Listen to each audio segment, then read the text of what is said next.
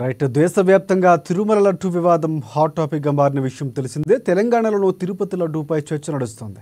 ఈ నేపథ్యంలో Congress party senior నేత వి హనుమంతరావు ఏకంగా దీక్షకు దిగారు. పవిత్రమైన తిరుపతి లడ్డు వివాదం మీద సమగ్ర విచారణ చేయాలంటూ కూడా దీక్ష చేశారు విహెచ్.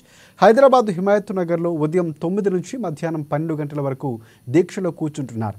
ప్రపంచంలోనే తిరుపతి లడ్డూకి ఎంతో ప్రత్యేకత ఉందని, ఇలాంటి లడ్డూ ప్రసాదం వివాదంపై ప్రజల్లో ఆందోళన ఉందని విహెచ్ తెలిపారు.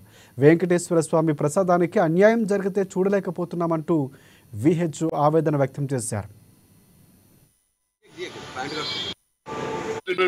ధర్మం తింటాం ఇదే అలవాటు అయిపోయింది.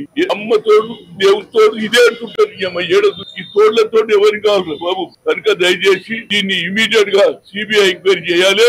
నా ఉద్దేశంలో ఎవరి మీద ఆరోపణలు వాళ్ళు మొదలు చెప్పమను.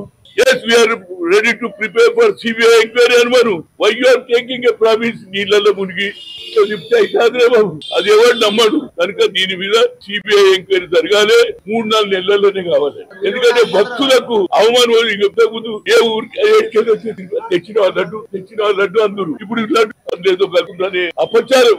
వెంకటేశ్వర స్వామి కాదు, ఆయనకు అపచారం జరిగిందంటే మనందరి మీద అపచారం జరిగినట్టే. కనుక I'm requesting the central government, Amit Shah ఏది ప్రధానమంత్రి మోడీ గారిని కోరుతున్నా, దీన్ని చాలా పొలిటికల్ గా లాగకుండా బాబు ఎంత తొందరగా చేసి బయటకు వస్తే భక్తులు సంతోషం, దేవుడు కూడా సంతోషం అవుతాడని మీడియా ద్వారా చెప్తున్నాను.